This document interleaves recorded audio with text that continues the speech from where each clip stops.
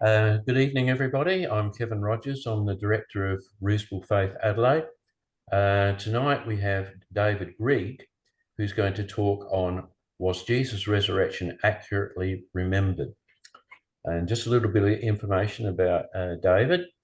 David is the Director of the Perth Reasonable Faith chapter. He is well qualified in apologetics. His PhD thesis was Jesus' Resurrection in Early Christian Memory, the implications of memory theory for interpreting Jesus' resurrection in Paul's first letter to the Corinthians.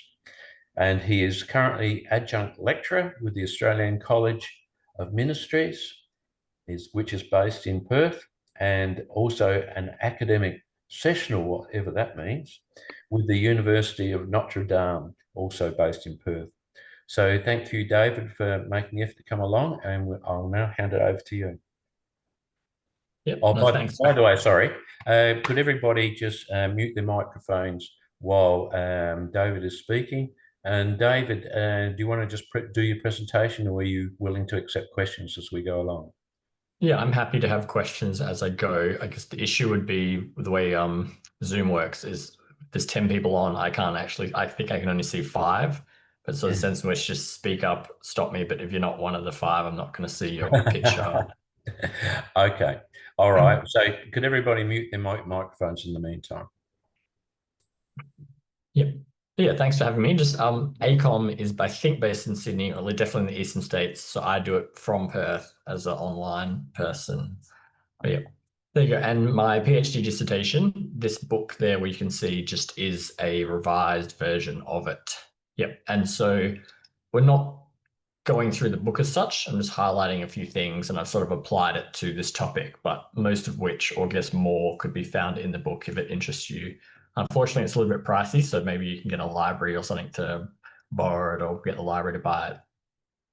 So, sorry, I didn't click to the next slide. So the question is, right, was Jesus' resurrection accurately remembered? And so I guess the just sort of broad question is memory in general reliable? And what you basically find is that there's a whole bunch of books and studies that will say, memory is not reliable. It has these problems and accuracies and stuff like this. But what I want to point out is that if you sort of read them, you'll see that they often say something like this from Daniel Schatzer in a volume on memory distortion, says, even though, yes, memory is distorted and has problems, it is in general, quite accurate in many situations. And therefore, the key issue is not whether memory is mostly accurate or mostly distorted.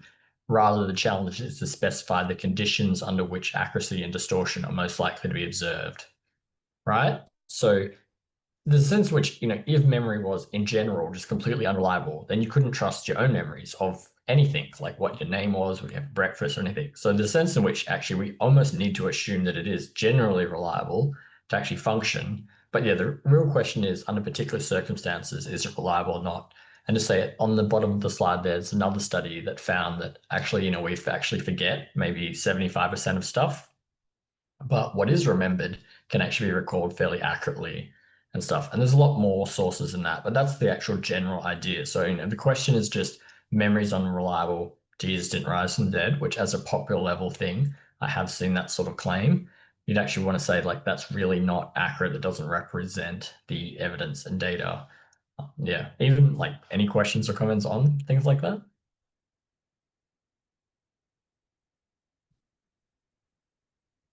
Yep, if not, we'll go through things. And if you've got more questions or something, we come back to, that's fine as well.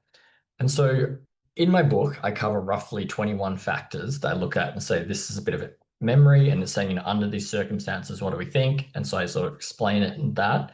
And this is too much to cover. So I'm just looking at about 5 or so things, some of the things which are in bold, which is pretty hard to tell which of those 5 are. But one of the most obvious one is just what's called transience. And that is to say that over time, there's like a loss of memory. Like the further away something is, the less likely you are to remember it. And so as this applies to Jesus' resurrection, scholars date Jesus' crucifixion generally in either 30 or 33 AD. And if something like 1 Corinthians was written in the mid-50s, that's basically a couple decades later, right? And then so basically you can look at, so what the next slide will be, which is here if you like, is to say if we said a couple decades later, that say memory has decayed, and there's 3 different lines and bars here. If it depends on the individual. So some people are better remembering stuff at other stages and stuff like that. And so we don't really know, but you're just almost saying it could be anywhere from roughly 60% up to sort of 85%, just in general for facts over a couple of decades. So it would be better, if it was only 5 years, and it's better than it being 45 years. Although you do see with this that basically memory decays in sort of the first decade, and after that, if someone has remembered it, it's actually fairly stable for the next sort of 40 years or so. And so the point would be then that, if it's roughly 20 years, that gives you general confidence that things can be based upon purely human memory and human abilities. That one thing to highlight is, though, there's other books. So my PhD focused on 1 Corinthians, so that's mainly what we're talking about, but I won't only highlight that. Other thing to highlight is that in 1 Corinthians 15, you have a creed or a tradition that scholars date anywhere from months to just normally a few years of when it originated. And so Paul is saying that he received this tradition about Jesus' death and resurrection when he visited the Corinthians for 18 months. He handed on to them, and now that he's later writing a letter, he's like reminding them of it. And he also says, like in verse 11 of chapter 15, that this is the same thing that all the others were teaching, like all the other apostles. And so we'd say this is like the early Christian belief, and the idea is that it's not just 20 years later Paul's done that. It's instead, you'll see, even if you read through the biblical documents, the idea is that once Jesus died and rose again, people were talking about it, 3 days later, and then like 4 days later, and like a week later. And it seems like Christians had weekly meetings, and this is a key thing in the book of Acts that Christians spoke about and talk about. And so in regards to this, it would actually be refreshed each time, sort of up to that high percentage. And that's basically the same way people work with studying, right? If you learning a language, music, or anything, if you don't touch it for years, it decays. But if you do it regularly, it becomes sort of stored and solidified in memory. I did mention 1 Corinthians, so you could look at the rest of the New Testament. Not every book in the New Testament mentions explicitly Jesus' resurrection, although most do. And so it depends on where you date them. So this is taken from Jonathan Bernier's book. I think it was Redating New Testament, so I don't have the footnotes in front of me right now. But you can see he dates, say, some of the Gospels, and this is the most recent work by a scholar to date the whole New Testament. And so the sense in which I would say his dates stand until like someone challenges and critiques him. But he's putting like a couple of the Gospels perhaps in the 40s even for Mark, 40s, 50s for Matthew, late 50s for Luke, and the 60s for John and stuff like that. So that'd just be a few decades, and that would give you, based upon this one factor, general confidence that it could be remembered in that period of time. However, there are other dates. You can see someone like Robinson also has fairly early dates, so that would also be the case, that it would give confidence. Someone like Hartneck, and then middle here means it gives like middle dates in general. But if Matthew was in the 70s, so that's like 40 years, that's still actually like very close. So based upon just standard human memory, you would have good reason to think that it was remembered reliably. However, if you do get to Sturdy's dates at the end there, then that wouldn't give you a lot of confidence for the Gospels. Yes. However, if you do look, it's not just the Gospels then. So if you go down to things like 1 Corinthians, you'd see that all of them are dating that in the 50s. And so again, that would give you a strong reason to believe that even just based upon, the different scholars who give that, the memory of Jesus' resurrection could have been remembered accurately just based upon this one factor. And, there are other things to consider. Any comments on that so far? I'm sorry, I missed it. Which is the most recent author, or Bernier. So Bernie is the most recent? the one So on the left. So does that mean that kind of represents the most cutting edge view, or is it that irrelevant? Well, in that sense, yes, it does represent the latest research. It doesn't necessarily mean that, other scholars are going to do it, but for those who have actually studied this, and it hasn't been a popular topic. So there haven't been many people who have written book length. Pretty much every commentary does it for each individual book of the Bible, but right, no one necessarily then goes and tries to do them all. And as a whole says, when is this Christian literature dated? And so he's one of the only works that's done it in the last 20 years or more. And then those are his sort of dates on the left, or the second left column, the lower burnier ones. Yeah, Yep. and it's probably very subjective as well. It depends on their assumptions and whatever. So It does, and he discussed that. But let's just say there's reasons for it, and if you look into that, that's what he thought's the best representative of it. okay. Yeah. Yep. Anyway, so moving on, that was one factor. So another one is to say that there's different views on whether memory is either passive or constructive. And what is basically meant by this is a passive view, or could also be called an archival or a preservationist viewpoint. Basically says that, like, if you have a memory, you remember something, like, sorry, this talk, for instance, or maybe last week's talk from 2 weeks ago, and if you basically like put it in your cabinet, filing cabinet, yep, that you've experienced the event. And then when someone says, hey, what was the talk about? What was that? You can basically pull that out of your filing cabinet and say, this is what happened, right? That's basically sort of the passive view. And this was generally the traditional view of memory. And so in the last 100 years or so, this has been challenged, and not everyone has abandoned it as such, but yeah, most people would say memory is constructive, or it generates things. And so the idea is that with that, say, talk or something like that, you both remember what happened last time 2 weeks ago, but you also you may confuse that with the last time the speaker spoke. Sorry, I don't know when that is, but let's say he spoke 6 months earlier, and you've actually, in your memory of that one event, you've conflated and combined bits and pieces of stuff like that. Yeah. Might be saying then, so what type of construction or that are you thinking of? I think I list 4 in my book, but just to highlight 2. So one is said to be that you're selective, and this is a generative or constructive element, which is say only certain stimuli are selected for and encoded and stored, not everything. Yep. And another one is like abstraction. And this is to say the overall message is basically summarized and given to not the word by word details of it, but like an abstract experience of what it was. So that's also to say then it's not like in terms of a constructive nature or generative nature of memory, they're just saying, or anything could happen and stuff like that. I mean, there technically can be a few weird, generally, like someone has a medical issue that may cause that, but in general, they're saying these are the kind of constructive factors that can happen, and it's not just a free-for-all. Yeah, and so if we said how would that apply to the case of Jesus' resurrection, a few things to point out is that several scholars have stated that it is not that all memory is constructive. It's more episodic memory, and episodic memory is memory for experiences and stuff that happens. And that would be like a day at the beach or something like that. Or, if you can remember it, just a childhood day with your parents or something like this.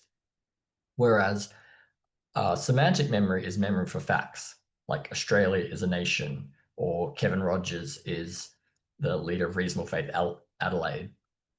And so they've said that semantic memory can be passive, but it's only episodic memory of these experiences that are. So in that case, you'd want to say, well, things like 1 Corinthians 15 was a creed, a tradition, and if that's the case, it'd be passive, and so wouldn't expect there to be many constructive factors at work.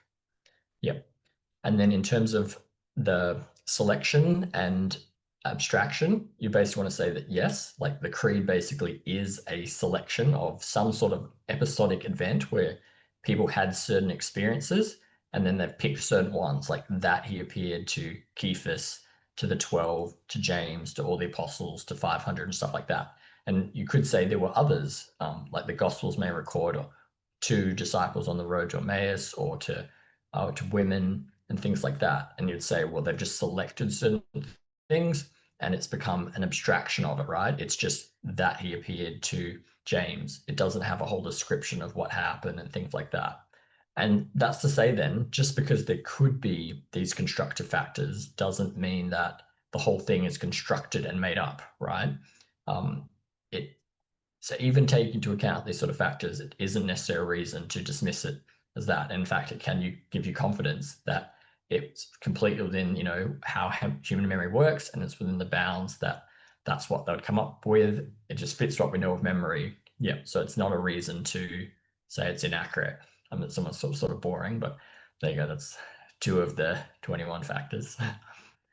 Any comments on that?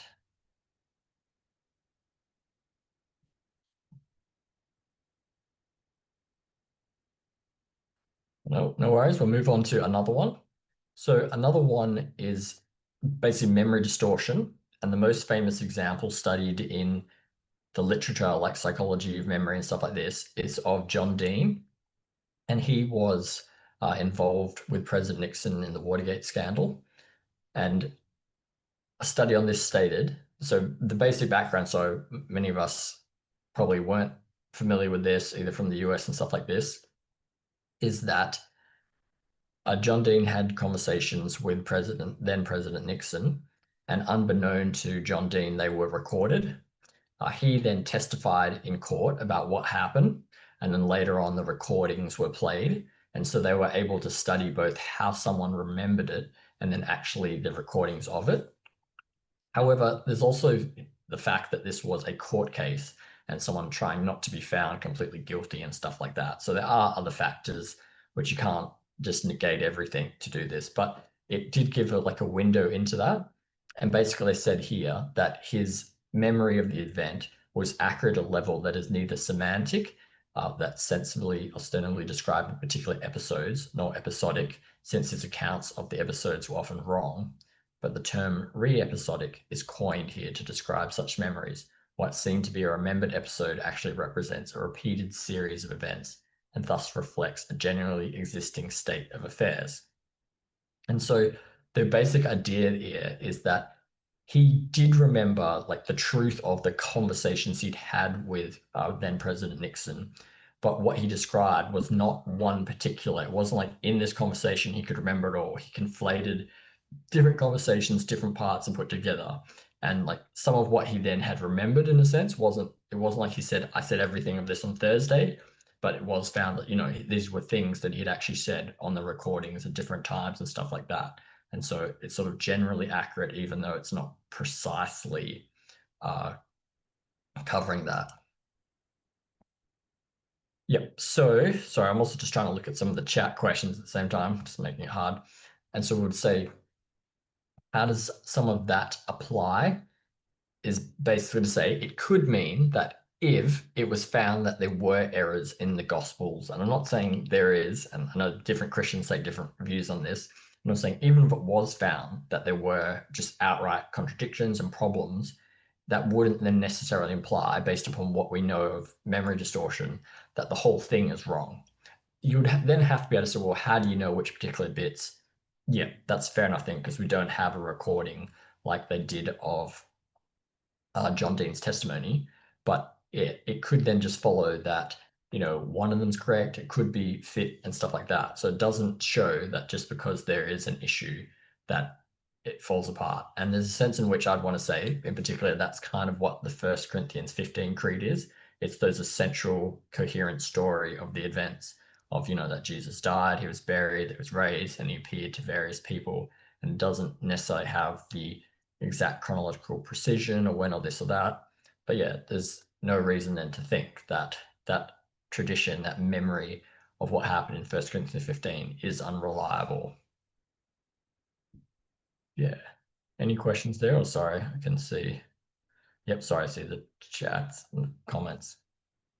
I guess there's a whole discussion there about what we mean by reliable, but probably best not get into that. Or do you deal with that in your book though at all? Yeah, actually, I was saying that I want to try to remember. I have to look it up. But yes, there is a question about reliability, and I guess in terms of that, there's a difference between what is a reliable memory and what's sort of like a reliable historical fact, and you'll get different definitions from historians and then psychologists about those sort of things. Yes, but and then it's actually when we talk about just reliable and truth like this, and you're going to have the whole problem with that some scholars are postmodern and they're going to reject truth and stuff like this in the first place and stuff like that. But in general, the type of thing I would want to affirm what's called the correspondence view of truth, to say something is true if it corresponds to reality. And so something has to be reliable historically in the sense that it generally matches up to reality in that central or main assertion of something. Yeah. Go along with that. Thank you. Yep, that's another fact. That's another factor then. And so just moving on to the next point is what's known as DMR lists, named after the three scholars, Denise, Roding, and McDermott. And this is basically studying false memories. And the idea here is that people were given a set of words such as bed, rest, sleep. Yep, in an experiment. And then they're later told to go recall, remember what was said. And you'll find that they often will have the word sleep there, say like a word that wasn't there. And you can kind of see with this, they're obviously related, but like it's distinctly let out. And the idea is that certain conditions can lead to these false memories, so even if it wasn't there. And so the basic question could be, things like Jesus' death, things like him maybe being said to be the Messiah. Some scholars would say that was a later thing, although most nowadays don't do that. But, the kind of stuff that happened with Jesus, would that cause a false memory that, he was risen or something like that? So I'd basically say that it's going to depend a little bit. So probably half, well, I don't know the exact numbers, but I'm just saying roughly half the scholars would actually say that Jesus' predictions about his death and resurrection are made up. They're false. They never actually happened, and they were just retroactively added. And so if someone takes that view, then there's less of a reason to think that the belief in the resurrection would just be a accidental mistake, right? So, if someone takes that view, then all the more you would say, hey, there's not these critical lures, these false associations that would give that. So it's even more likely the resurrection had. So the sentiment is, okay, fine. Maybe he did say them. And there are scholars, roughly half or so, who would say, no, Jesus did predict his death and resurrection. And so in that case there, you would say, well, you do have, maybe could have this given rise to it? And then I would want to say that, yes, that would sort of prime the disciples' memories for that. But you also need to just understand, we're seeing this from the perspective of, we know virtually every movie will have someone coming back, whether it's Harry Potter or something else. And in that culture and that death, everyone knows death at the end.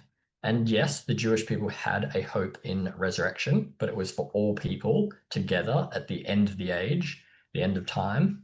And otherwise, they would have said, some people can be exalted to heaven, like Elijah. The Greeks and Romans would generally say, death is the end, and that's a good thing because we want to escape these physical material bodies and go to have a spiritual existence free from this, fleshly prison. And so in general, the stuff that's going on within that culture and stuff like that, it to us just seems like a small step, but to them, it is a huge extrapolation. It's a big difference. So I don't think this actually is a critical lure. It's just so if we go back to the previous slide, we had words like bed, rest, awake, and we said some people accidentally say sleep, but no one in these studies says the word hippopotamus. It's just not there. It's not in those categories. And so I actually want to say that the idea of the resurrection of a crucified individual in the midst of history, that just is like a hippopotamus, an elephant. It just doesn't fit the categories, and they weren't expecting it. And in a sense, that's what you do see, is that even when the women encounter the tomb, they're not immediately thinking, oh yeah, he's risen, like he told us. They're thinking this guy must be a gardener. If you've taken the body, tell me where it is. And then when the women go tell the men, they're like, nah, it can't be. They won't believe them. This is foolishness and stuff like that. And, Jesus can literally walk alongside people on the road to Emmaus and he'll be like, how slow and foolish you are to believe what's even, written in the scriptures and the prophets. They predict these sort of things. And so I'd want to say, yeah, it's really not, even though from our perspective it may, but if you sort of study the historical context of the time, it is a unlikely association, so it wouldn't explain and give rise to it. Yep. So anything to stop there? Sorry, I can also see the chats. Yep, I can see one on age. I'm getting to that one, so that one will come too. Sorry, I feel some of the other comments I assume not necessarily to me, but for the rest of you there, which is fine. So a big one, and I almost feel like you should actually start with this, but that is, you may be saying, well, I said memories fade over time. Yes, but surely not all memories are equal. Like maybe I can't remember what I had for breakfast a month ago, unless it was the case that a month ago was like my birthday, in which case I may remember like, someone had a special meal prepared for me and stuff like that. And so it's quite vivid. And so that's basically what the category of the overarching one is called personal event memories, of which flashbulb memory is like a subset of that. And so flashbulb memory is basically memories for the circumstances in which one first learned of very surprising and consequential or mostly arousing events. And so sadly, I mean, I guess a birthday could be a nice version of that, but sadly, most of the examples of these are things like, where were you when you heard of September 11th? Or where in Australia, perhaps the 2001 tsunami, depending on your age or something like this, or like where were you when you heard the news going back generations of like when World War II started, or when the news that World War II ended and things like that. Yep. And what they've generally found is that most people think they know exactly where they were and what happened. And then what studies have found is that people are very confident and very sure, but those who are not actually involved with the event still have that high certainty, but they're not always necessarily accompanied with high accuracy in that. However, those who are involved in the event, so such as those literally in New York City at the time of September 11th, they find they do have reliable memories, but those who are perhaps in Australia are not, like we tend to think we do, but we're not necessarily so. And there can be exceptions to that, right? Like if you had family there and stuff like that, or if, for whatever reason, it's not that. But so generally, they're saying there are these flashbulb memories that are sort of more vivid and distinct. Yeah. And so how this should apply to Jesus' resurrection almost seems sort of obvious, but the basic idea is it's not just like they saw someone, it's that they had left behind their like jobs and careers. They had been like fishermen, tax collectors and stuff like that. And they'd abandoned that. They followed this guy. They'd seen him teach like no one else. They've seen him do miracles and like, heal people and stuff like this. And like they thought he was going to be the Messiah, the Christ. But it turns out that they were wrong. Like he was basically a false Messiah. He got crucified by the Romans. And so they'd basically be like, yeah, we wasted our time. We followed a, blasphemer. Yeah. But obviously, we know that's not how the story ends. And so to say he appeared to them alive, on the third day. And it's like, if that had happened, you just want to say that would create like a flashbulb memory of, just huge magnitude type of thing. And so this is like, if it happened, because we can't necessarily assume, but I guess it's saying if it happened, would have no reason to doubt that the memory of the event would be like a unreliable memory. It would. I guess you'd want to have that other historical support to say that, yes, I think it did happen. And then combined with that, you would say it did happen. And the memory of that would be vivid and clear. Yeah. And I even, sorry, on this slide, I say the same thing you could say for Paul, which is to say, you might say, well, some of this is like not firsthand information of he appeared to me, but it's he appeared to Cephas or to the 12 or to James. Yep. But I mean, it does include verse 8 of chapter 15 of 1 Corinthians that, and last of all, he appeared to me, that is Paul, as one untimely born. And, you can read about that in the book of Acts, although I guess, again, that technically comes through the perspective of the author of Acts, which most conservative people say is Luke. And you can match that up, but even in 1 Corinthians 15, we're saying we've got to have that sort of first-hand thing. So say Paul wouldn't have forgot that or confused that and things like that. Any comments on that one?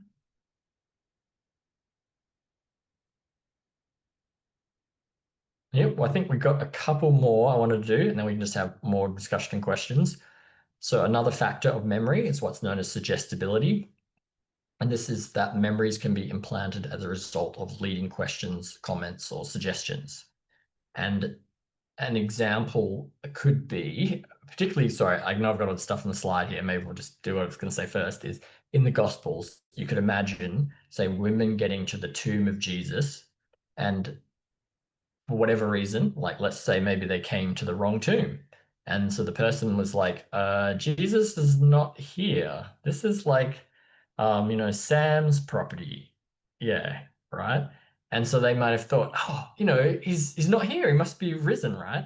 And I'm saying this is what some sort of skeptics would say. And I'd want to say, like, again, based upon the first century schematics of the afterlife and they're not going to conclude from, okay, some body's not here, therefore they're alive. No, they're going to conclude, okay, we went to the wrong place there. It's just not an automatic jump. And that's not what the Gospels record as having been said anyway. It's not just that he says it's not here at the wrong place. They say, he's not here, he's risen, just as he told you anyway. And so I think that sort of thing wouldn't give rise to a full-on belief of that. And if we looked anyway at 1 Corinthians, I'd want to say that there's nothing really there that would, in that context, suggest to that. Yeah. An example I would sort of list here is this one's a bit speculative in that we don't know exactly what was said to the disciples. For instance, if you could imagine Luke says, he went around and interviewed the eyewitnesses about what happened. Like maybe when he spoke to Mary Magdalene or Peter, he asked the question, like, was it still dark when you came to the tomb? And like that would be a suggestion that was it dark? And so it could implant that kind of false memory. But I mean, as far as we know, he could have equally said, what time did you find the tomb? Yeah, and then that wouldn't induce that suggestibility. And the truth is we just don't know. It wouldn't be clear. But I guess my overall point would be they're not going to be saying like, so, was he risen? And that just gave rise to it, because in that cultural belief, it doesn't fit. It's like super far-fetched. It's just like us saying like, did you see the elephant in your kitchen when you were having breakfast? It's so out of the categories that you wouldn't say, oh yeah, there could have been an elephant in my kitchen this morning. You'd just be like, no, there clearly wasn't. But, if I said, did you have a butter on your toast? You may be thinking, oh, I can't remember, but you're right. I normally do put butter on my toast. So that's probably, in fact, you didn't have toast today. You had it yesterday, something like that. So that's basically what I'd sort of summarize and say about suggestibility there. Sorry, I'm pausing for questions, but maybe we'll move on. And I think this is the last one I was going to raise. And I saw in one of the earlier comments was about memory and age. And sorry, I feel older now that I'm 41, but because I'm younger in this crowd. And anyway, so not me saying anything, but the studies say that in general, younger people tend to have better memory function. And so how would this apply to the case of resurrection? Well, so 1 Corinthians is written by Paul, for instance, and so would say studies say he was probably born about 5 to 10 AD, and that would put him in his sort of 20s as when he would be experiencing Jesus' death and that, and then if he's writing in the 50s, that can put him at like 40 to 50 years old, depending exactly when, if you think he was born 80, 10, 85, and whether you thought it was written at like 52 or 56, depending on the dating. And in general, you would actually say there's no reason based upon that age to think that his memory would be unreliable. And sorry, it's not on this slide here, but you could do the same for the Gospels. And so I'm not sure if what your views are on this, but scholars have often said that disciples of a rabbi were generally in their late teens. And so most of the movies don't like casting childhood actors as such, but so many of the disciples may have been, like 18 years old or something like that. And, you'd say, what? Like, were they married? Like, didn't Peter have his mother-in-law was sick and, Jesus had to go heal? Yeah, and so that may have put him at like 20 years old or something like that. He could have been married around that time and, yeah, had like a younger wife and things like that. And that would be typical of that period. Don't know exactly, but in general, then it would again say that you've got no reason to think that any of the disciples and stuff like that would have had bad memories or something like this. This would actually apply to if you date John's gospel in the 90s, which is to say, even if you put him as a young man, like he was in his teens in AD 30, we are talking about 6 years later, which can put him close to 70, 80 plus years old, even, 90. And so that would put him as an old individual as such. But I guess for the other gospels, it wouldn't necessarily do that. And then, so seeing as I brought it up, there would be, different views on the datings of John and the authors of John and stuff like that. And also, I mean, John's gospel itself, so you might have said, why didn't I bring this up earlier? John's gospel, I think it's in chapter 14, says that the Holy Spirit will bring to mind certain things. And so someone could invoke, like, this is inspired texts and God helped them remember what happened and stuff like that. So you could do that.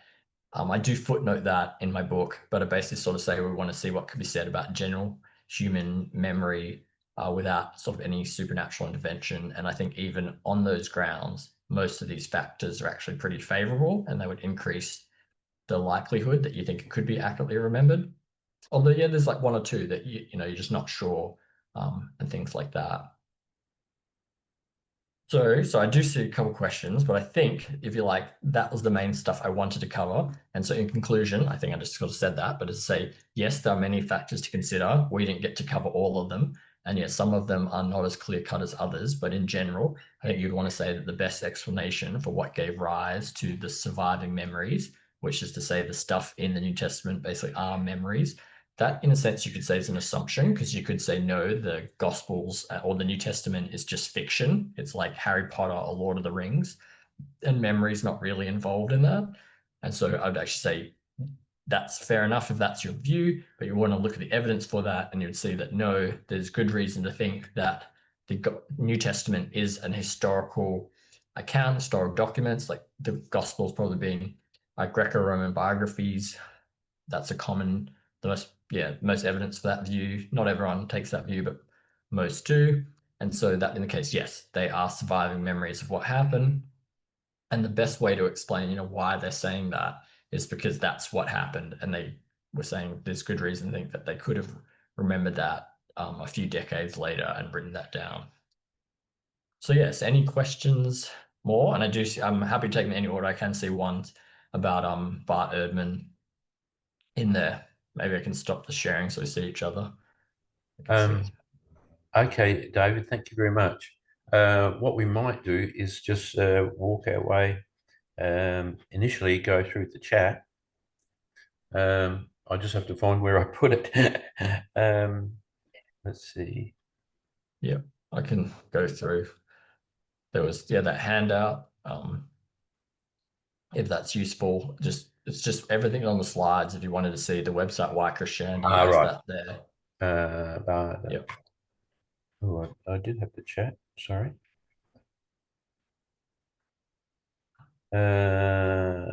Sorry, I'm still trying to find chat. All right. Okay. Yeah, I got it now. All right. Right. You got the handout. On the issue of dating, did you actually discuss the dating of the books of the New Testament in your thesis? It depends what you mean by discuss, but in general, often no. Like it's a 190-page book, which you may feel like that's way too long, but you also just feel really limited. And so anything that other people have done, like in that case, there are whole books written on dating, I would just sort of say, this is generally dated crucifixion to like the 30s and Corinthians to the 50s. And I'd say, you can go see a whole book on that. So I don't say spend 20 pages discussing dating. I just refer to if it makes you feel better, if you don't like reading footnotes, half my book is footnotes. And so it's actually only like a 90-page book. And then half it's footnotes, and you can say like, yeah, here's 5 sources that discuss the dating of these books. All right. Another question I asked is, why didn't the gospel writers include more material on the resurrection or post-resurrection experiences? So it seems pretty brief to cover 40-day period.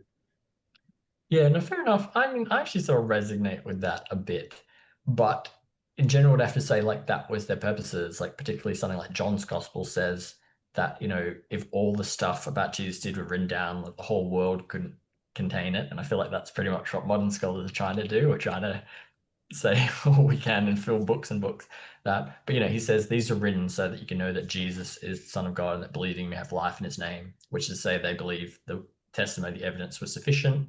It's for the purposes. Yeah. I mean, a minor thing you could say is that technically Luke Acts may actually be, so to speak, one work, and it may have been limited by the standard length of a scroll. And so why it was broken into 2 is because that was basically the maximum length of the scroll, roughly speaking. Yeah, and so I guess again, they would do that. There's studies on, I'm actually personally a little bit skeptical of this, but there's been studies done on the cost of producing these books. And they basically say the modern equivalent to make a letter like Romans or First Corinthians was like $40,000 or $50,000. So these would have been hugely expensive tasks to do. And so I guess the Gospels, I think, are even longer than that. So they could be saying, you know, it's like a $70,000, $80,000 expenditure. And so people just didn't willy-nilly write this stuff down. Yeah, the reason I say I'm slightly skeptical of that, it's not my area, so my opinion really doesn't matter, but is because, you know, we also do have piles of papyri found in like Egypt and stuff like this. And so I'm trying to think, maybe it's not as expensive as they thought. That's what I was thinking too. Yeah. Now, Tom Daly has made a comment. Some of us are familiar with Watergate. So, Tom, what are you trying to get at there? Oh, yeah, I think it's just... No, that was just a throwaway comment. Yep. So we'll throw away your comment. Yeah, some of us do remember that well. Sadly. I've got a note here, Galilee or Jerusalem, like the Gospels seem to differ, like Matthew and Mark suggest that they were going to meet in Galilee, whereas Luke and John assume that they actually hung around Jerusalem. Am I correct? John records that incident in Galilee as well. Sorry? John records that incident at Galilee as well. Right. They got some more fish, and then Jesus questioned Peter afterwards, "Do you love me?" All that sort of thing. All right. Okay. Yeah, there's different ways of harmonizing sort of these supposed gospel contradictions. And then, you know, some scholars want to say, no, there's clearly differences. It was a rival over like the Jerusalem Christian leaders wanting to say we're prominent in this, or like those from Galilee, these other disciples and stuff like that. Yeah. And in general, I feel like we're not like the general view is that ancient biographies in this didn't have the same importance about chronology as we do. And so they're a little bit less concerned about that. And they'll be putting the material together sort of more for their purposes to tell the story of a figure and why they're important. But the precise chronological timing wasn't as key.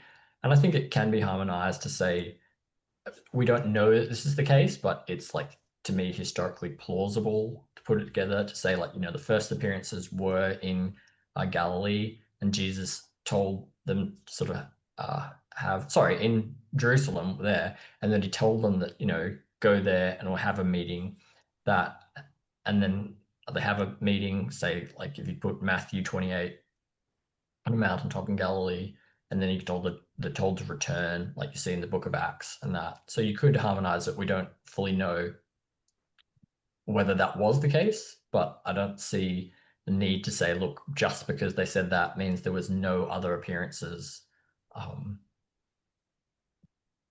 Yeah, would actually on this, like I don't attempt to harmonize, but again, I do list. So something like John Wenham's The Easter Enigma is one of the 5 or so books on this topic. It's one of the best. It's a little bit older now. There's been a few more recent ones.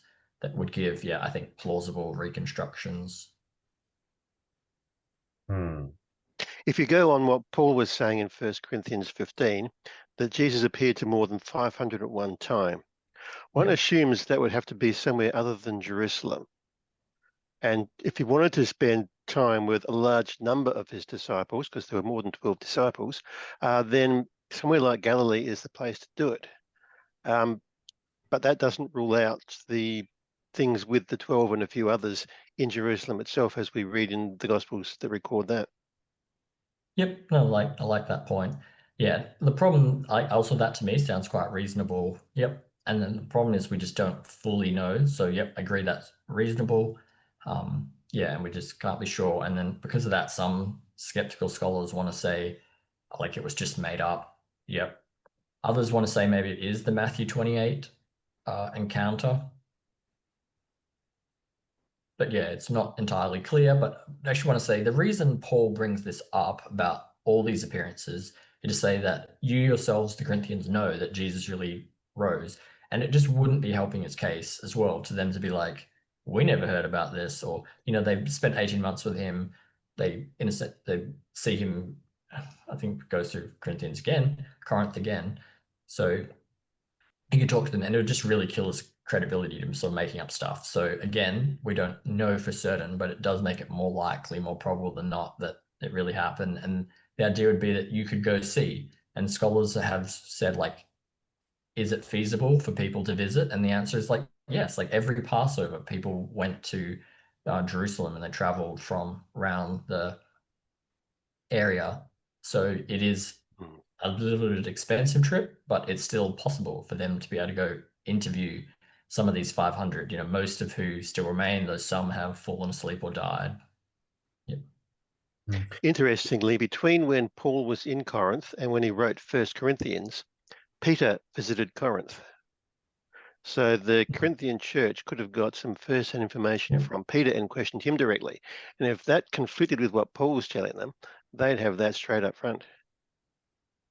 Yep. How do you know, Brian, how do you know that Peter was there between Corinth and Ephesus? Because of the things that Paul wrote about comparing him and Apollos and Cephas and the various things along those lines. Okay. In 1 Corinthians. Yeah, just on a couple of other kind of consistency issues. Like it's often claimed that John has Jesus being crucified on a different day from the Synoptic Gospels, and also a different time, the 6th hour versus the 3rd hour. Are they kind of memory issues, or what's going on? There'll be different ways to handle all of those things. Yeah, whether it's like Jewish timing, Roman timing, whether I think there could be different days of the Passover accounted for whether people can travel and celebrate it and stuff like that. And I guess again, it could be partly of the author's intention to highlight that Jesus is our Passover lamb, and happening at the time when lambs were slaughtered and stuff like that. I guess for my particular, and so I'm open to the different suggestions that I made there, and I didn't have anything particular to add. I guess I'd just say from memory, particularly something like that John Dean's thing could say that it's normal for human memory not to always have precise details, but doesn't necessarily then follow that the whole thing's made up. There could still well be accurate information there. So I'd just say it wouldn't follow, even if there were contradictions, that you should like toss out the whole thing. What's your personal view on the issue of inerrancy, like the Bible contains no errors? Or are you assuming that the memories are not reliable sometimes? Yeah, I do personally hold to inerrancy, and I know there's different ways you can define that. But with regards to this sort of study, I don't assume it, and I basically want to say like what could be said based upon normal historical methods and study and what we know of human memory. And I'd basically say even on that basis, you could have good reason to think that it's reliable. No, I think for your purposes, that's important. You didn't state it. Sorry. So you're saying even though you do believe in errancy, you didn't kind of state that position in your thesis? Yeah, I can't actually remember. I know, I think I wrote something. Yeah, sometimes even I can't That's remember. ironic. But certain stuff I write, That's actually really gets ironic. taken out of the final cut. But so this is a reasonable faith chapter. I'm not sure if you read William Lane Craig's article on a middle knowledge perspective on inspiration. And yeah, I think that's great. That's the basic view I would hold. And I did write a footnote on a middle knowledge perspective on memory, and basically said that with God's sovereignty and human free will, he could. So William Lane Craig would say in terms of inspiration that it doesn't require dictation, or it doesn't require that, they just wrote it down and whatever. But it could be that God, in his sovereignty and middle knowledge, knows what any particular person would freely do. And so knowing that, he makes a Peter, a Paul, a Mark, a Luke have certain experiences, and then he would know what they would freely write down. And so we could say that it is inspired, both divine and human, like that. And so I basically said the same thing could apply with memory, that again, God could know what particular memory capabilities people had. It lets them have certain experiences, and they could, even by like normal human methods, have reliable memories. Sorry, if you're not familiar with the article, some of that's probably gibberish, but sorry, Reasonable Faith chapter, and maybe you could check out William Lane Craig's article on a middle knowledge perspective of inspiration. All right, okay. I admit I haven't read that. I'm not familiar with it. Yep. Can I just Yeah, sorry. can I take a couple of things on that topic though? Because before you go off inerrancy, inspiration is one thing that's obviously different, but it seems that with your thesis, you're showing why the Gospels could be reliable, but your thesis is also showing why they're probably not inerrant. How would I interpret that differently? Because if you're showing that this is how memory works, you're showing the delay between the written down, and we're leaving aside oral traditions and inspiration stuff right at the moment. But isn't your work a sort of a prima facie case for not inerrancy? So I need to know how you sort of get from that, but I guess no. Because let me take it. Sorry if I've not formed the question well. The way you've argued is that you said that for these 5 reasons, and given the length of time, we can probably, on balance, say that the Gospels are reliable when they're written down, when we look at the effects of what we know about memory. Yeah? Yes, so far? Yep. Have I understood that correctly? Yeah, yep. Okay. So then reliable is different from inerrant. In your thesis, it seems to me you've given a whole lot of evidence for why they might be reliable but not inerrant. My understanding is that what he was trying to say was that I believe it's inerrant, but even if we don't assume that, even if we just use the same standards as the world in general, we still come to the conclusion that it really did happen. Yep. Yeah, and that's basically what it's, Brian, that's correct. That's what I'm trying to do. So, yeah, and in terms of the inerrancy thing, I guess just with scholarship in biblical studies in the world, that's not really discussed. It's just a in-house evangelical thing. And like even there's a Zondervan 5 Views on Inerrancy book. And so someone like Mike Bird, who's a Ridley College Melbourne lecturer, would say, I'm not necessarily saying I agree with him here, but he says that inerrancy is not needed outside of the US. well, yes, but what I'm but so is I thought you said earlier that you held to biblical inerrancy. So now I guess the question is, well, what do you mean by that? And I'll let that go because it's a longer conversation. Yep. That's fine. Thanks. That's all right. But yeah, it's a good point, and it is worthwhile discussing. I would hold to a stronger view of inerrancy. It's like I'm part of the Evangelical Theological Society, and their statement of faith famously only has a couple of points, one of which inerrancy. Like even if you know the Chicago Statement of Inerrancy, I'm basically happy with that, how it was defined. But yeah, so I guess, I mean, some more sort of liberal scholar knowing that would say, oh, there you go. That's why you've got to your conclusions you did. You've just sort of assumed it. I would have said I tried to not consciously, like in my memory, use that and put aside. But yeah, they may say subconsciously your memory just sort of brought that in. But yeah, and I guess I'd have to say someone has to look through what I wrote, the evidence, and see. Yeah. Yeah, but that brings my point back. Yeah.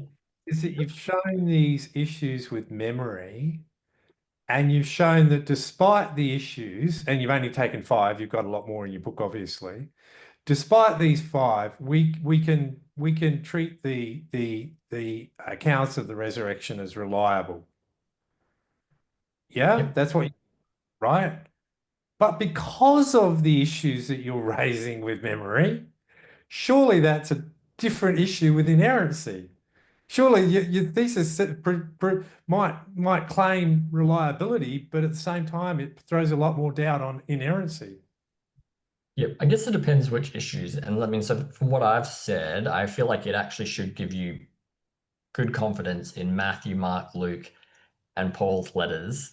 So I guess the way I said that is it may cause issues for John's gospel, for instance, based upon like the fact that if you date that to the 90s, that could be problematic. But I could say, well, recent studies have dated it to the 60s. So then you don't actually have a problem in that regard anyway, let's say. But yeah, it depends to know the issue. Like we said, like with the harmonization stuff, I've said things like based upon John Dean's memory, you could take even if there were problems that. But then I would say I don't actually think there are problems. Like I do think they can be harmonized such that whether someone says it was, and so this is the easy one, but still dark or just before dawn, like that's the same thing. But yeah, even the things like how many women were at the tomb or stuff like that, again, I do think that can be harmonized, or the number of angels or young men at the tomb. So yeah, I don't see any of that. So I wouldn't want to, but yeah, and I guess I just had to pick, a certain area to deal with. Okay. I might not be being clear. Anyway, thank you. I'll leave it at that. It's interesting. It's thought-provoking. Thank you. Again, I think if we assume that there is no God and just look at the facts on that assumption, examine the evidence carefully, we come to the conclusion that Jesus really did rise from the dead, which implies that there really is a God. So therefore, if there really is a God, then that God can make it all work out. Yeah. Yeah, I did have that in a footnote. I can't remember whether right now it got taken out or not. So yeah. I don't have any problem with that. That all makes perfect sense. It's the question, so like the John Dean thing. The John Dean, the evidence akin to John Dean suggests that inerrancy is harder from the work that you've done. Yeah. And now, maybe there's a separate conversation about how you get to inerrancy, but I look at what you've just presented and I go, wow, that's a problem for inerrancy. Yeah. So I guess as we said, there's 21 factors. That's one of them. And I guess I'm granting with you, like that's the type of one that could cause some questions for that. I don't think it necessarily needs to, but yeah, like it could. But yeah, I'm not sure how you get to inerrancy, but I would, again, sorry, Reasonable Faith chapter, I would take something like what William Lane Craig does, and he would say something like, whatever God says is true. Jesus was God. Jesus believed that the Bible was the inspired, inerrant word of God, and basically God raised Jesus from the dead, so we can believe everything that. So I have skipped steps that is logically does not follow, but the basic structure, sorry, off the top of my head.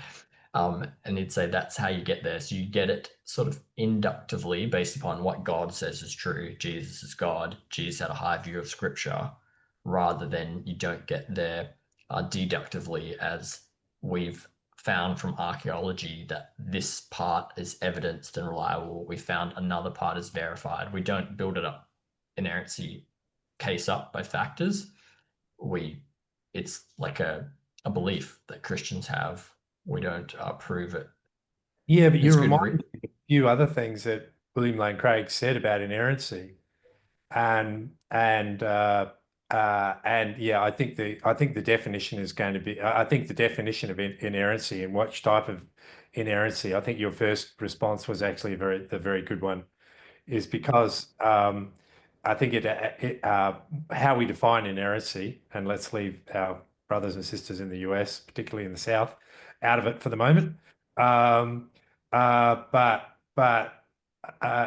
Yeah, you couldn't get to a Southern American fundamentalist view of inerrancy from what you've presented.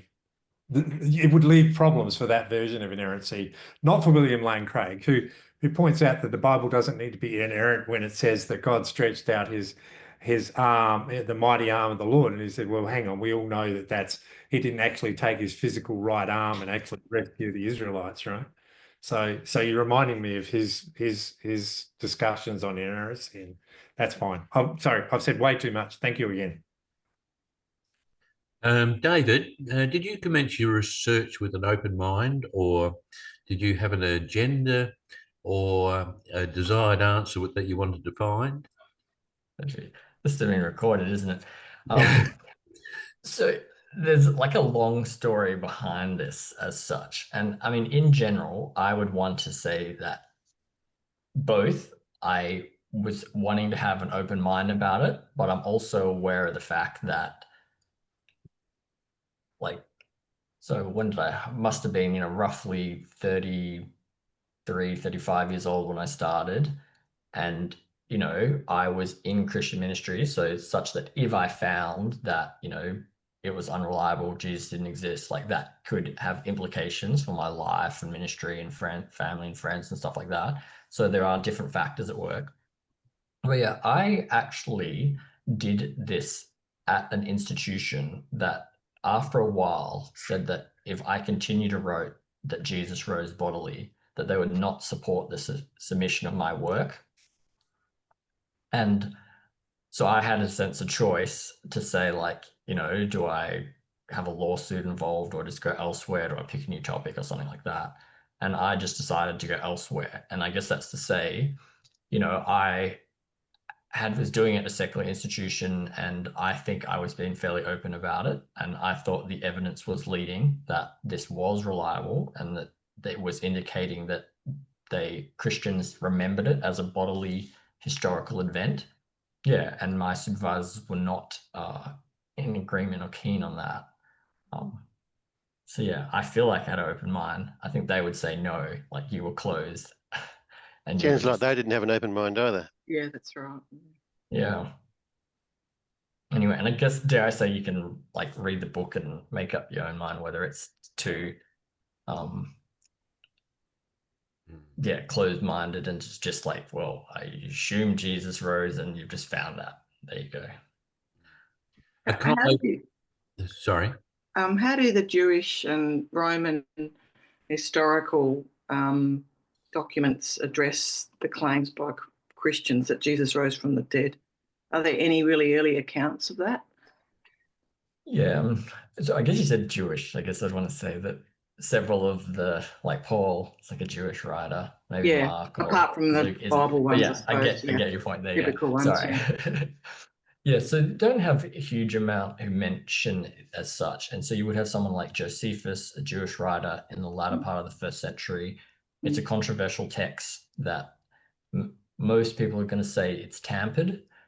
Some people say the whole thing was fabricated, although that's less common. And if it's completely original, it does mention that he rose. But yeah, saying most people would say that's not. And they'd say the original just had like, he was claimed to be the Christ and that he died. Yeah. Okay.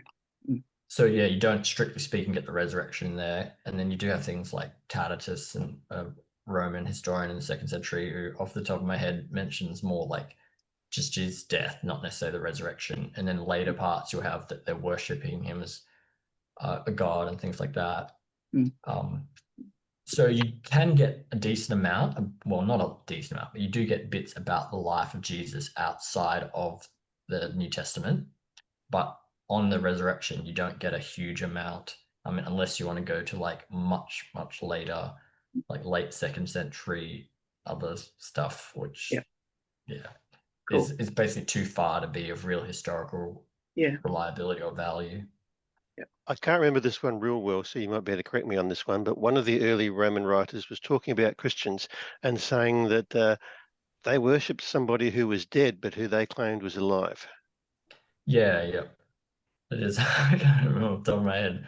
Remember exactly wrong, but yes, you are correct. And like historically, like that's good. I think it's more like 100 years out, such that in terms of eyewitness memory, you're going to say that's like what Christians believe at the time. Doesn't necessarily mean it's what Christians believe 100 years earlier.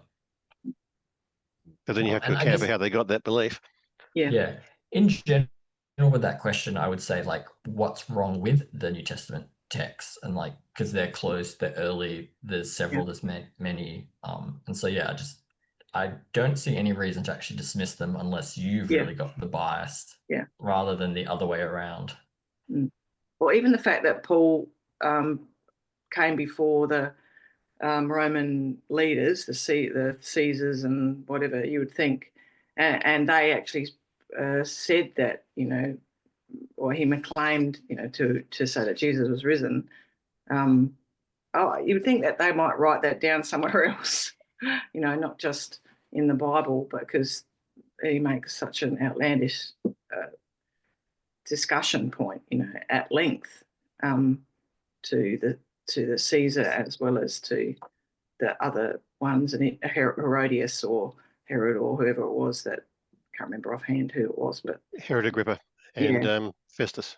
Yeah, he made lots of, and then he was passed on along the way. I would have thought they might have made notes, but perhaps they didn't in those days. Perhaps they didn't, they got lost. Most things did. True, yeah.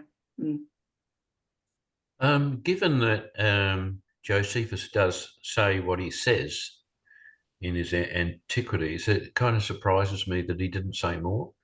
It's like just saying one sentence about the Twin Towers. Yeah. I guess you got to remember that, like, for us, Jesus has been voted by like Time magazine and others as the most influential person ever, of like all time, and you know our calendar's dated by him, and the most, like, it's the largest religion, the most billions of people follow him than anything else. But in sort of the first century, he's basically like this crucified Jewish peasant who, it's like a nobody from nowhere, and he got his fit end. Like, I don't even think we know the name of other, I'm trying to think, we probably actually do actually, but I was going to say we don't know the name of other crucified individuals. Like, they're just, Interesting. yeah.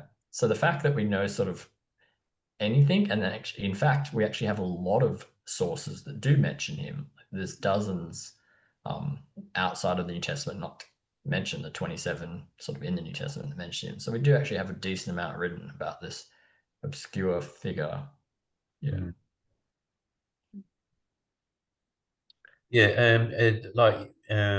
You focus on a memory issue, like did they remember? But a lot of probably lay skeptics would say, "Oh, the Gospels are just all made up, and they were telling lies." And so that's a common explanation, if not a very wise one. So where does that stand? Yeah, I think I did briefly like interrupt myself as I was speaking and say that. And there's a sense in which if someone could show that, then yeah, that would undercut this argument. Because I'm just saying you don't need to remember like how well Harry Potter remembers what he did in his second year, like whether that's accurate, because it's just the wrong genre, it's fiction. And so, I mean, strictly speaking, you could still say that J.K. Rowling's memory was used in writing the thing down. But yeah, again, like as it relates to Harry or Hermione's memories, it's, you know, pointless. And so I'd agree, like, yeah, if that was the case, it would undercut this. But yeah, but there's very few people and scholars and the arguments for thinking that the Gospels are completely fiction or that Paul's letters were just made up. And there's people who are going to say, yeah, Paul doesn't see Jesus as historical figure, but some sort of angel or something like this or that. And in that sense, I don't really take that up, but I think I do briefly mention some of the resources and say, yeah, there just isn't good reason to hold that. It's, you know, the kind of equivalent of saying Earth is flat, and that we don't always readily have at hand the resources that refute that because it's a fringe view. Often those people are the ones that haven't even read the Bible, you know, and I don't see how methodical or how personally written, it is like it's written like accounts. You know, even the letters of Paul and what he's in Romans. You know, what he's going through, or not Romans, in Acts. You know, the things that they're going through, the shipwrecks and stuff like that.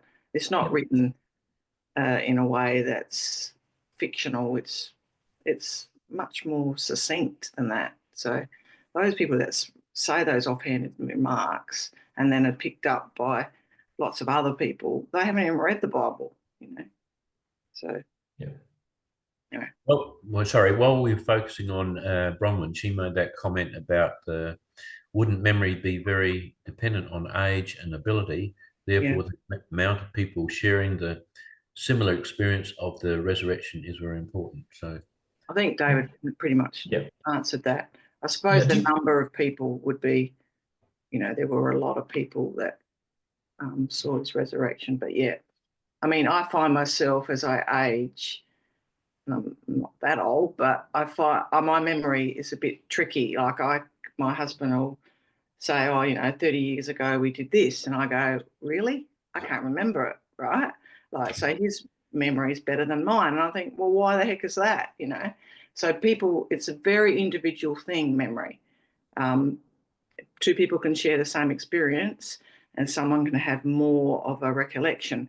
That being said, if it's an important thing, right, like you were saying before, an event, like I can remember where I was when I found out that Lady Diana died, right? Now, you know, or Michael Jackson, or, you know, something significant, you can remember that moment. And so in the context of someone dying and resurrecting, like you say, wasn't expected and was, well, you would remember that. But as far as those incidental stuff, our memory would be a lot more fallible, I'd say. Yep.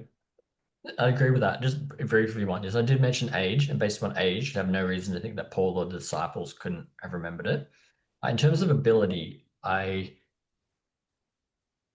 so again, because the stuff you write and the stuff that gets taken out, but I think this did not make the final cut. But there are cases of what people have highly superior memory. Yeah.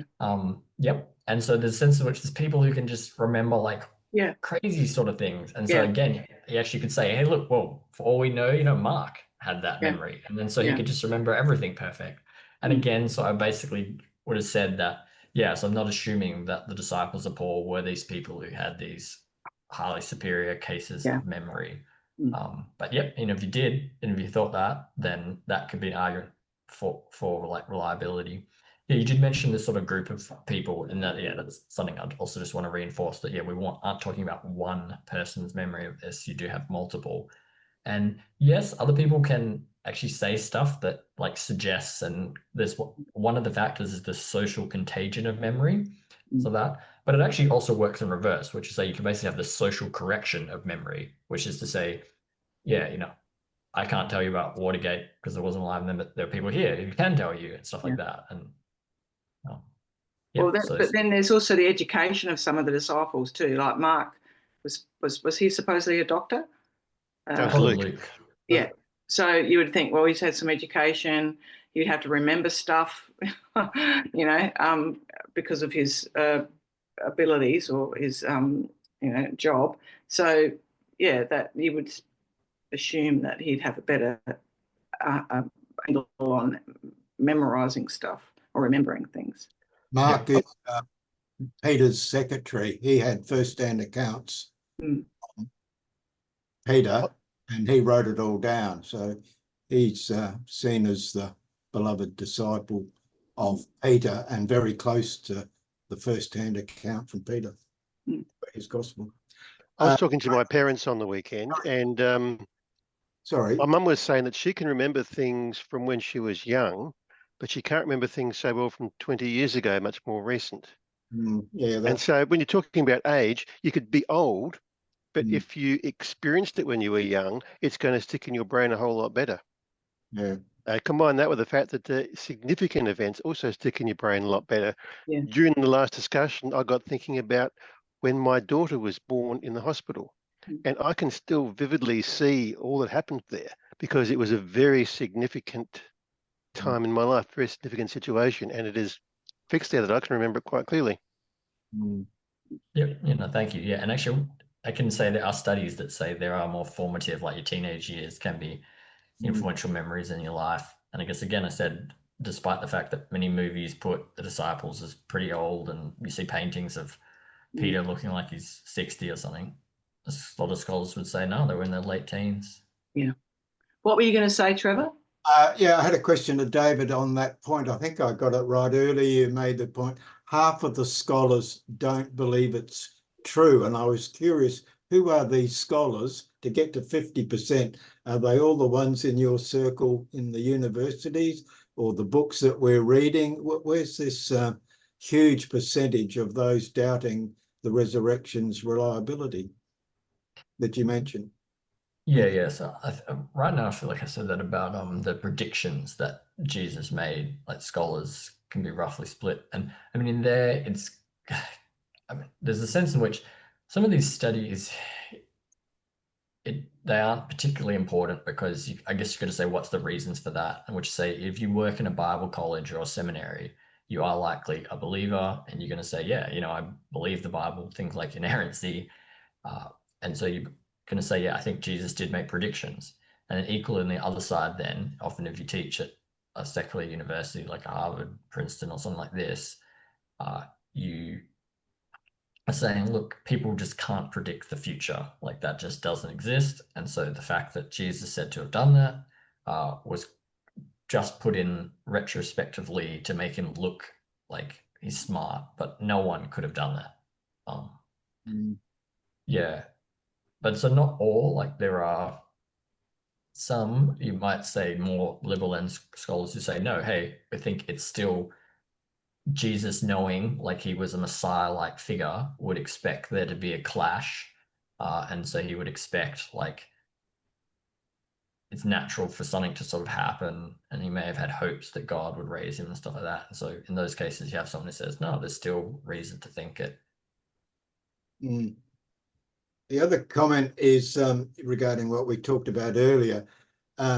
It's in the Gospels that the first Jewish response at a high level is to tell the story that the disciples came and stole the body. And so very early on, the Jewish authorities are trying to quash the account. And the official position of the Jewish leaders in the early centuries following is all strongly against that. So the crucifixion they acknowledge, and it's real and a real event, a real person died, but the resurrection, they come out very strong and say it's all made up. Now, in contrast, the Islamics go the other way. They say the crucifixion's made up, there was a substitute made, and Jesus is still alive, and he's going to come back again at the end of the age as part of their schema. So it's interesting, the two major religious groups take different positions on this topic of the resurrection. Yep. And historically, at least, one is like 600 years closer to the events, so that seems good reason. But the hostility, so the other throwaway comment is, the Council of Jamnia, the big debate about the decrees that were issued condemning becoming a Christian, was seen as a serious offence in the 2nd century, and the debate about that has been around for a while. The Jamnia. Yes, yep. Roughly 70, something, right? 80. And what's your opinion of Bart Ehrmann's book? Yep. Yeah. So last question there, and I guess this is probably Jesus before the Gospels. This is to say he has many books, and I guess he says many things. But I do interact with him a tiny bit, and I make one sort of surprisingly agreement remark with him, and sorry, it's not the way you're going to expect, but as he's known for saying with like these oral stories that like some guy saw something, and then he told his wife, and then his wife tells the neighbor, and then the neighbor goes on a trip and then tells someone in Corinth, and then the person in Corinth tells their neighbor, and who tells someone else and tells their uncle and their daughter, and then eventually, you know, Mark hears it and writes it down. And so the basic idea is you've got no idea what was said because there's this telephone game going around. And so yeah, several scholars have critiqued that. So I surprisingly say he actually could have a point. And my point would be is I actually think there probably were that sort of thing happening, but I don't think Mark then went and heard it and wrote it down. But so what he's saying is valid. Like there probably were Christian stories going around that way. But yeah, the model behind what we've got in our Gospels is much closer to Richard Baucham's Jesus and the eyewitnesses. I think it was Brian who already said, you know, Mark was probably like Peter's interpreter, his source for that and writing it down.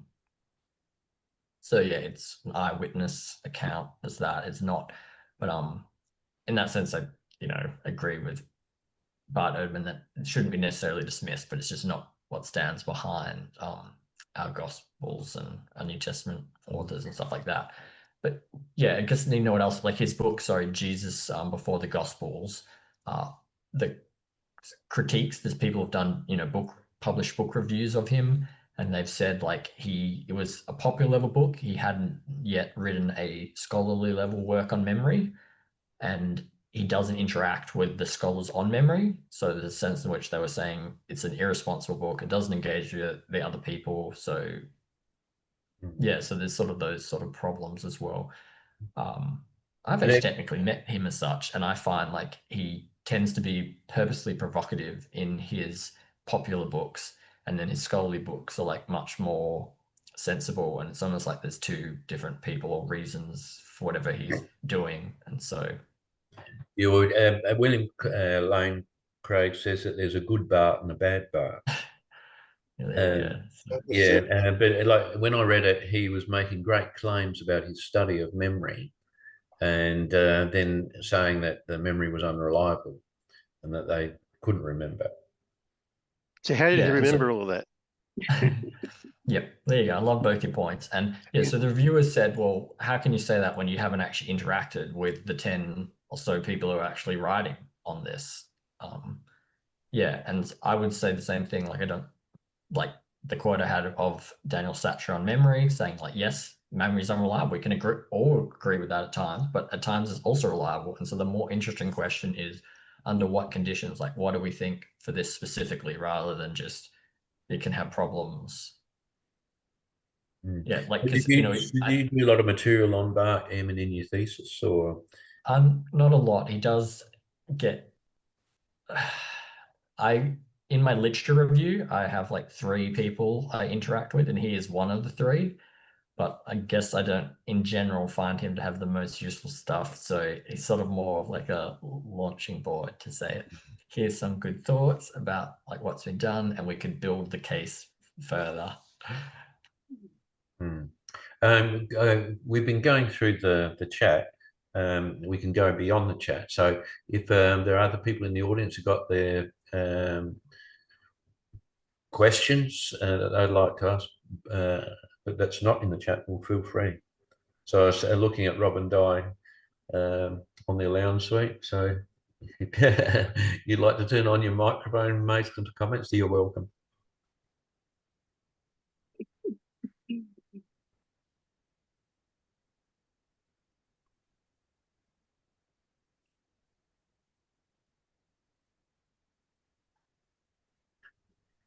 I think he's lost his microphone. Yeah, that's right. Yeah, no, we've got no comment really. We've been listening to the conversation. Can't really add any more to it. All those things mentioned come to mind. Whether the Bible's inerrant or not, I don't know. I don't know. I can't speak for Diana, but I don't know. I don't think you can make up your mind. But I had the same question that was it Tom had about that brought into my mind the inerrancy part of it. If it's based on memory, but in those days, the other point that I'd like to make is that in those days, oral tradition was quite strong and people did remember a lot. But I don't have a problem with the fact that they sometimes mix things up, as you say, in those days, and that there are errors, or whatever you want to call them, in the various accounts. It doesn't alter my faith. In fact, if you talk to someone who does forensic work on, say, murders, or people that have a forensic pathologist or something, they go to court and they listen to people making witnesses of certain situations. They'll say the fact that there's varying accounts makes it more credible. That's right. Yeah, so. I avoided the word inerrancy, but last year I did a talk on the inspiration of the Bible at Reasonable Faith, which is on our YouTube channel, which tried to cover a lot of the points that have been brought up about it. Yep, thanks. People should definitely go check that out.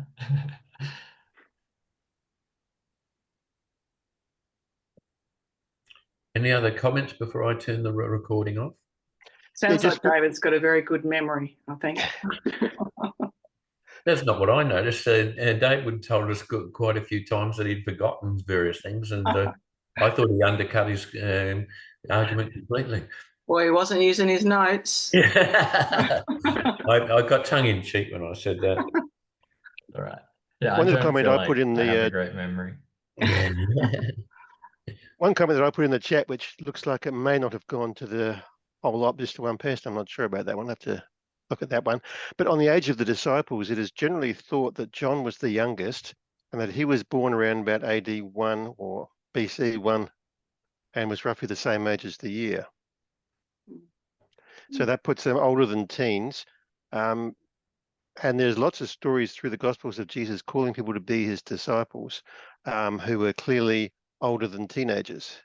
Yep.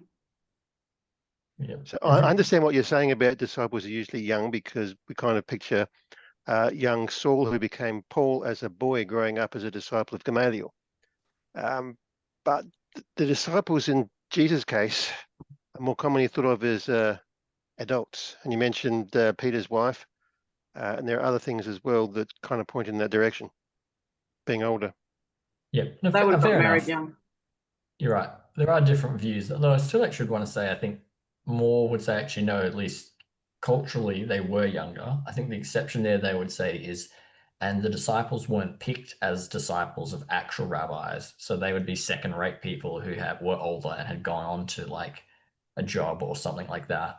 But I think that Like fishing or collecting taxes or whatever else. but that doesn't necessarily mean that they were 30 or 40. It just means they're late teens. They're not like early teenage disciples. And again, people get married pretty early then, such that, Peter having a wife doesn't, But I guess I should say that's not a major point. I'd sort of go either way, but I would, particularly mine study was really on Paul in 1 Corinthians. And so I'd say like he, in a sense, is seen as a youngish figure. And so there's no reason to distrust Paul's memory on that. But particularly so for this presentation and that, and there's, other books in the New Testament, I would want to apply it and equally say that they're probably not that old. And I guess, as we stand right now, I also said the dates for the Gospels could be earlier than what is commonly probably accepted. But there's, been a whole book, there's arguments for that. So I think Robert's point about the oral tradition being the fact that the Jewish people would have had a lot of oral memory collectively and individually, they would be used to processing things and trying to remember it to recount later. I think that's a good point, Whereas in our culture, we forget it and then just Google it later. Yeah, that's right. As compared to now, where memory is getting more and more difficult for the next generation because they're not reading and as much, and they're not, and the technology that they're looking at is making them forget stuff because they're looking at things so quickly. Yeah. And just to comment on that, I do agree. And actually, so I didn't say anything. I thought what Robert said was great. That's to say, there were an oral tradition that valued that, and they would have probably had set people who like told the traditions, like around your sort of nightly campfire things. And in the church, then they talk about teachers, and it may have been some of their job as well to remember the traditions and to teach them and tell them to others.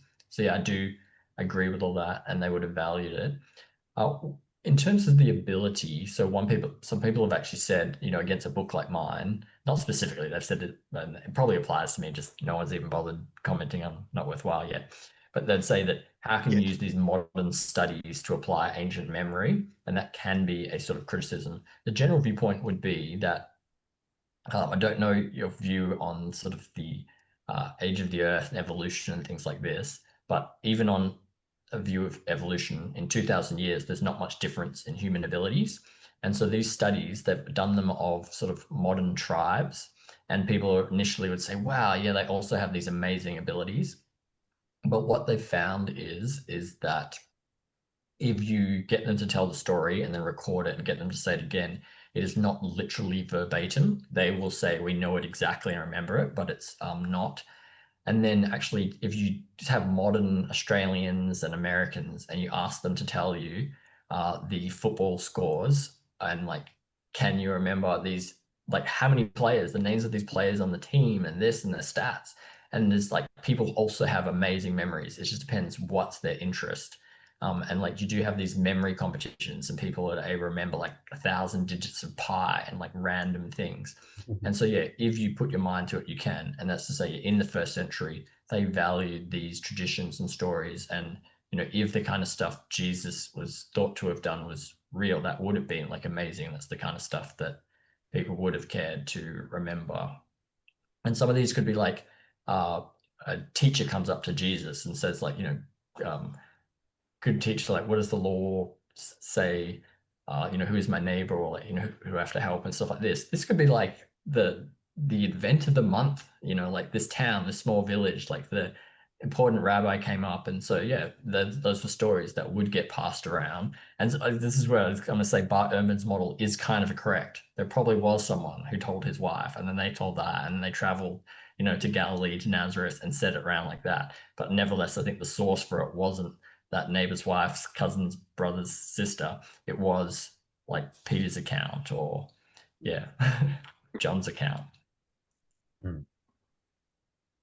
At this stage, I might wind up the recording aspect, and we'll stay on afterwards to introduce Declan and David.